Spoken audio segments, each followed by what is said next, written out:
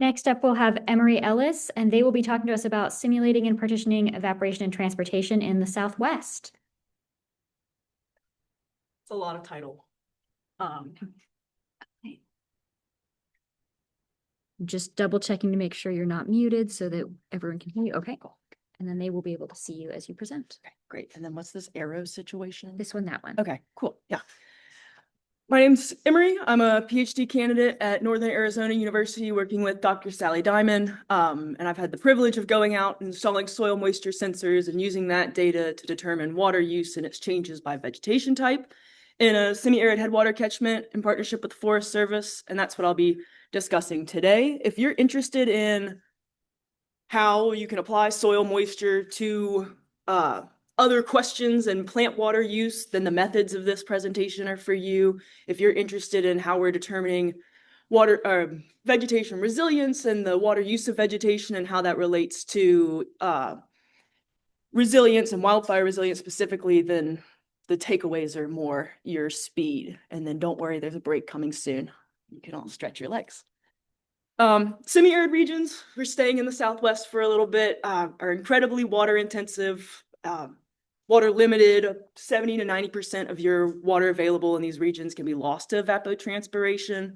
But this number is not in a vacuum. It's influenced by the local climate, it's influenced by the soil properties, and it's influenced by the vegetation that's covering that landscape. And it can be really difficult to break apart this ET term into evaporation and transpiration specifically. A lot of the methods that we use either have really coarse temporal resolutions, or they're really costly, or there's a lot of sensors involved. And so I identified hydrous, which many of you may be familiar with as a way of modeling irrigation and water conservation in agricultural fields. Identified this model as potentially a way for us to take our soil moisture and find and model our evaporation water loss and our transpiration water loss more easily at a finer temporal scale than some of these other methods. And so the goal of this was to differentiate water loss by evaporation, which is a less effective way of losing water, than transpiration, which is used for hydrating vegetation, creating this resilience so that we can inform landscape managers about what vegetation types may be making these ecosystems more prepared for drought and wildfire and some of these cascading hazards that we've been discussing. So objectives are pretty simple. What's the seasonal and annual water loss of evaporation for these different dominant vegetation types? And what's the seasonal and annual water loss to transpiration for these dominant cover types? How can we take this information and inform landscape or forest managers about what we should be doing in our forests? So where are we? We're in a semi-arid headwater catchment in the Sierra Ancha Experimental Forest, which is in Arizona. It's like maybe 2 to 3 hours as a crow flies from Phoenix, up in the mountains with these beautiful, diverse landscapes. Something really interesting about this site is that we have ephemeral snowpack rather than annual snowpack, making this area potentially relevant in the research if we're thinking about how climate change is shifting us from annual snowpack into snow that's accumulating and melting throughout the winter in some of our other areas of the Southwest. This site is very representative of how that's changing the hydrology of that landscape. Our PET, our potential evapotranspiration, is almost double that of our annual precipitation. So thinking about how water limited this system is, and if you're interested in the geology, I have it in here and we can talk about it later, but skip that for now. So what we did is we went out and we identified some of the dominant vegetation types on the landscape. I'll start with our Gamble Oak Ponderosa Pine site. Our Ponderosa pines are representative of the historical landscape across these areas. Very dominant Flagstaff, very dominant these high elevations. And the oak is more of like a shrub understory in those landscapes, but is considered our pre-colonial conditions. Our Gamble Oak is more of like an oak savanna landscape. And then meadow is pretty intuitive. Our New Mexico locust is an invasive species and nitrogen fixer and is a real pain to work in. It's got thorns that are about this big and they'll wedge themselves right in your thumb. Real treat to put soil moisture sensors in those. And then our mixed hardwood is a mix of oak, locust, some big tooth maple, and some Arizona walnut as well. So a lot of diversity in that area. We identified each of these sites. We dug some holes. We put soil moisture probes in at 10, 30, and 60 centimeters. We also quantified a slew of soil physical properties, texture, bulk density, hydraulic properties, saturated water content using the high prop. And then we also took some root density and LAI measurements. And you might be thinking, Emory, your water year is from October 24 or October to October. Why in the world did you do July 2024 to July 2025? It's because our watershed caught on fire shortly after the end of this study, so we scooched our time frame back. In the previous presentation, I'm really excited to look at some of we left the soil moisture sensors out there, plugged them back in, excited to see some of our responses, and so I'd be interested to talk about that. So 2024 to 2025, kind of a weird time frame. Keep that in mind. I'm not going to bore you with our calibration metrics, but we calibrated it. We used our plant water uptake terms as the fine tuning of our calibration. Our New Mexico locust site had the poorest calibration, and that had to do with some residual water content agreement issues. But for the most part, we did a successful job of getting our actual soil moisture to match our modeled soil moisture for the soil profiles that we built in Hydrus. And then we get to the interesting part. We've got our soil profile set up. We've got our vegetation cover on top. Our roots are taking up water. We're losing evaporation from the top of our soil profile. And we can begin to understand what the water loss is to each of these. So I'll start with the big term, evapotranspiration as a whole. If we look at our dormant season, really just our oak pine site is losing water to evapotranspiration as a whole. We get into our early growing season. So this is post-snow, beginning of leaf out time. Our oak site has the least water loss to evapotranspiration as a whole, and our oak pine site has the most. Our monsoon season, each of these sites is trying to use all of the water available on the landscape. Leaves are out, everybody's transpiring, all the evaporation is getting lost, it's hot.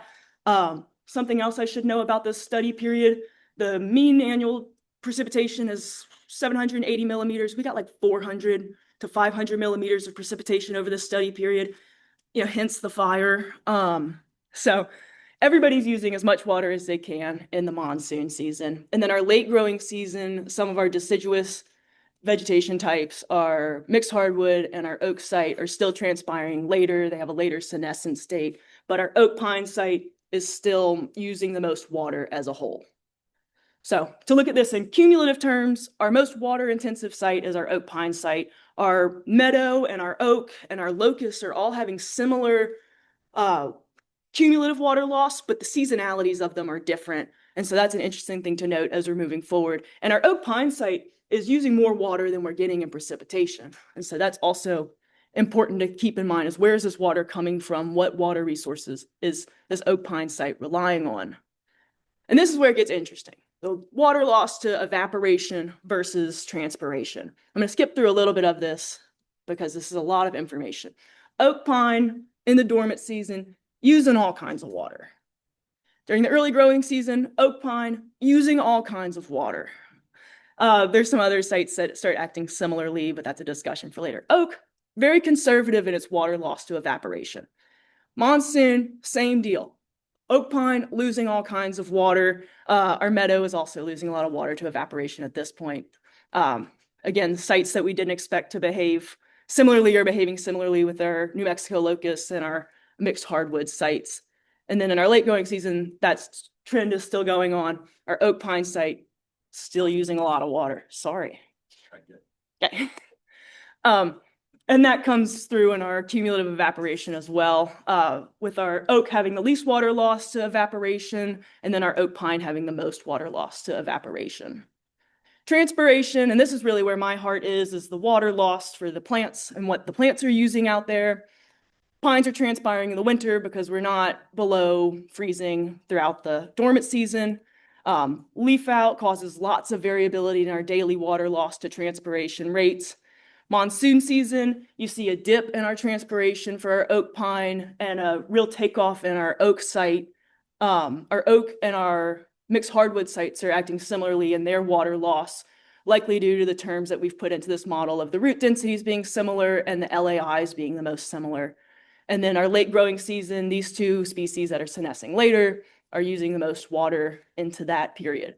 So Here we see our mixed hardwood site is using the most water to transpiration. That makes sense based off of the density. That makes sense off of the leaf out and senescent states. Our oak site is also using quite a lot of water, but because our oak pine site is transpiring through the winter, cumulatively, it still stays up there. So compared to these other sites, our meadow, our locust, our oak pine site is still very water intensive from a transpiration standpoint.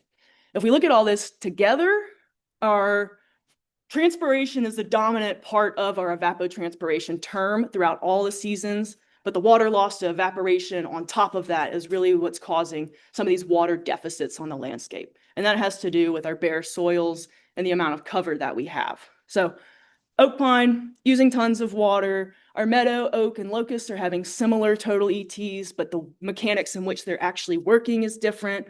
Our locust and mixed hardwood sites are similar, which is interesting.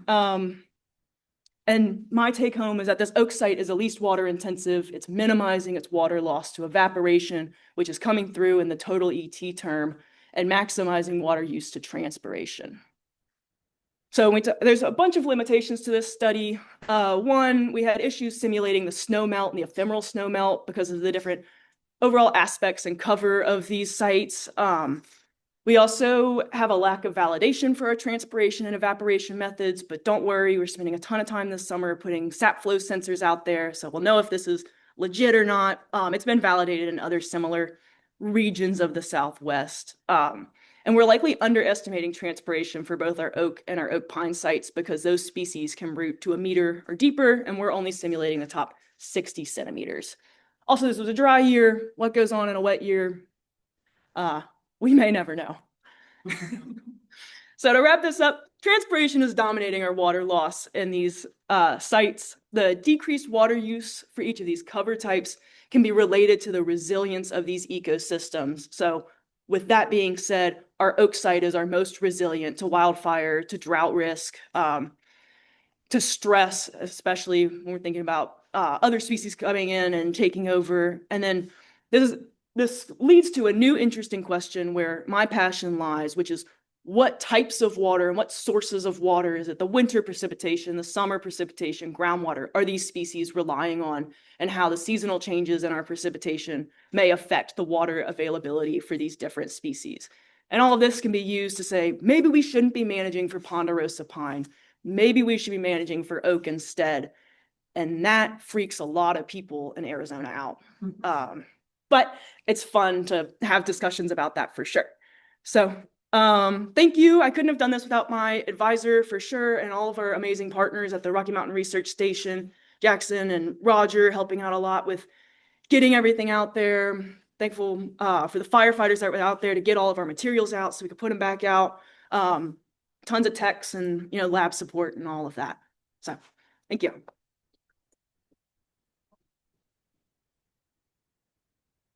Sorry, went a little over. Oh, cool. So we do have time for one or two questions. I'll start online since I don't see hands flying up immediately. Yes, we can jump back. Yeah. Starting on, so, sorry if you mentioned it and I missed it. What were you using for your precipitation inputs of the surface of the model? Yeah, so we had If you could start by repeating. Yeah, so the question was what our precip inputs were for the model. We had 4 MET stations that we were considering. Let's see, am I able to go back to a different slide without? Yes, if you just go. Oh, okay. This is going to be a lot. Maybe that's not worth it. We had a MET station at our meadow site that we used for the majority of the data inputs, or for the precipitation. We had Atmos 41s at our oak and our oak pine site that we used for like solar radiation and stuff, and like humidity, but they had some cover issues. And so we just used the rainfall from the MET station. And then we used snow water equivalent from a snowtail station that was close to our locust site. And then from there, calculated water loss per day. And that was our input for precipitation in the winter. Any online? One final question from the room, if anybody has something. All right, thank you very much, Emory. Of course, thank you.